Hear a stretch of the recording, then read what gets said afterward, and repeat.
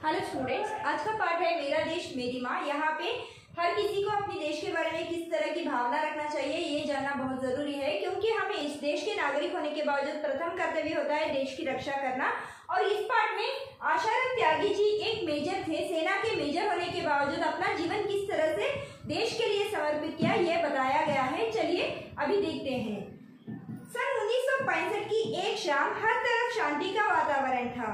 किसी तरह की कोई आशंका नहीं थी। तभी दुश्मनों ने भारत पर आक्रमण कर दिया।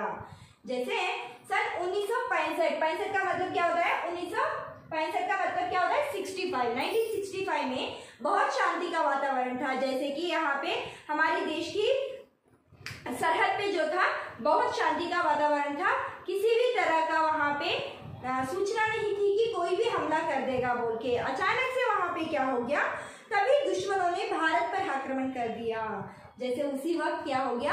आक्रमण भारत पर दुश्मनों ने कर दिया। अचानक हुए इस हमले ने भारतीय सेना को चौंका दिया। यहाँ पे किसी भी तरह की चुनौती नहीं दी गई थी, किसी भी तरह की हिंट्स नहीं दिए गए थे या फिर किसी भी तरह की सूचना नहीं दी गई थी कि भारत पर आक्रमण होने वाला है। लेकिन अचानक से हुए इस आक्रमण से भारत की सेना जो थी वो घबरा गई थी या फिर चौंक गई थी। छुट्टियां बिताने अपने घर गए सैनिकों को तुरंत वापस आने के आदेश भेजे गए।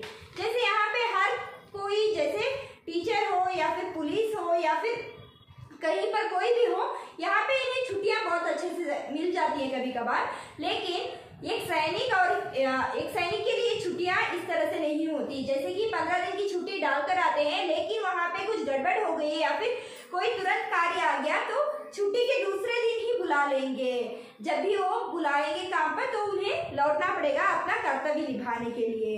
तो यहाँ पर भी छुट्टियां बिताने अपने घर गए सैनिकों को तुरंत वापस आने का आदेश भेजे गए। जैसे सैनिक जो थे अपने गांव या फिर अपने घर गए हुए थे छुट्टियां बिताने, तो ऐसे अचानक से हमला होने के बावजूद उन्हें भी क्या करवाया गया? वापस बुलाया गया। जैसे कि अपने कर्तव्य को निभाने के लिए सैनिकों को वापस बुलाया गया।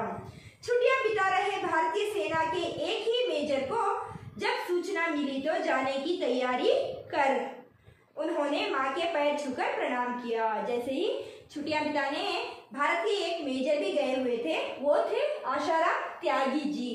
जैसे उन्हें भी जब भी सूचना मिली कि ऐसे वापस तुरंत लौटना है बोल के, तो वो अपनी तैयारी शुरू कर दी उन्होंने।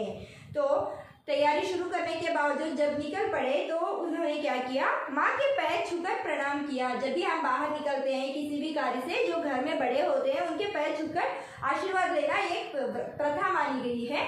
इससे शुभ होता है, जो भी कार्य होता है वो शुभ होता है, ऐसे माना गया है। तो यहाँ पर भी मेजर ने क्या किया? अपने माँ के पैर छू के प्रणाम किया। माँ का ममत्व जाग उठा, आंखों में आंसू भर गए और उन्होंने बेटे को सीने से लगा लिया। जैसे माँ का ममत्व जाग उठा।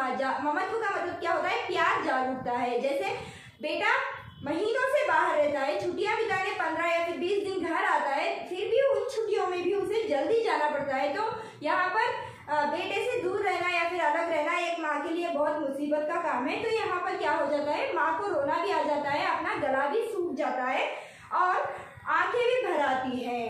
उन्होंने क्या करती है माँ ने? जैसे कि बेटे को सीने से लगा के भेजती है। मेजर का गला भी रुंध गया। रुंध गया का मतलब जैसे आवाज में थोड़ी बहुत रोना आने के बावजूद भी उसे रोकने से हमारी आवाज में जो भी वेरिएशंस होती है उसे रुंध जाना कहा जाता है।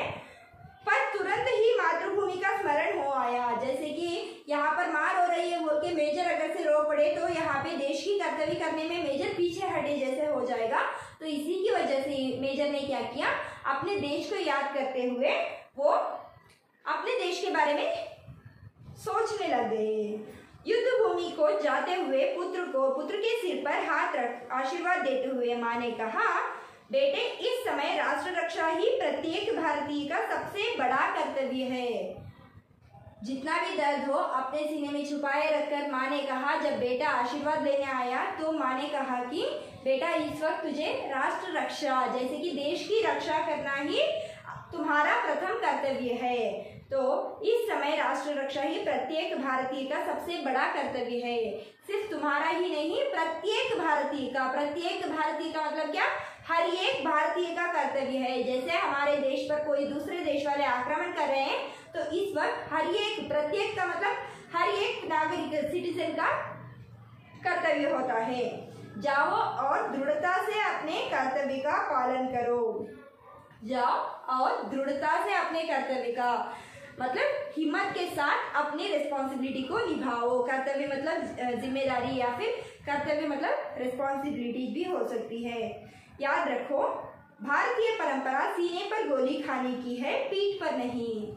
एक माँ होने के बावजूद बेटे को ये बात बोलना बहुत कठिनाई की बात है, क्योंकि यहाँ पर माँ बचपन से पाल पोस कर बेटे को बड़ा करती है। जब वो सैनिक बन जाता है तो सबसे खुशी मिलती है, लेकिन इस समय विदा जो कर रही है बेटे को, बहुत दुख का समय है।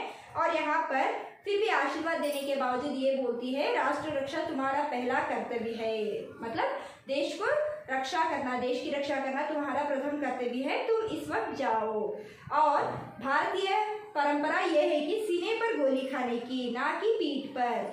हाँ, लेकिन ये याद रहे, तुम एक सैनिक होने के बावजूद, भारतीय होने के बावजूद, भारतीय सैनिक होने के बावजूद तुम्हारा ये कर्तव्य है, जब भी दुश्मनों पर हमला करोगे या फिर आक्रमण करोगे, डट कर सामना करना, ना कि पीछे मुड़ के पीछे मत लौटना। क्योंकि हमारा संस्कार ये बताता है, जब भी दुश्मनों से हमला या फिर आक्रमण करते हैं तो सीने पर गोली खाने की इच्छा रखते हैं, क्योंकि यहाँ पर वीर मरण बोला जाता है। तो अगर से पीठ पर गोली खाई तो यहाँ पर कायरता का प्रतीक होता है। तो इसी की वजह से बेटे को क्या बोलती है, आगे बढ़ने के लिए आशीर्वाद देकर बेटे को भेजते हैं। तो चलिए दूसरा भाग कल देखेंगे। धन्यवाद।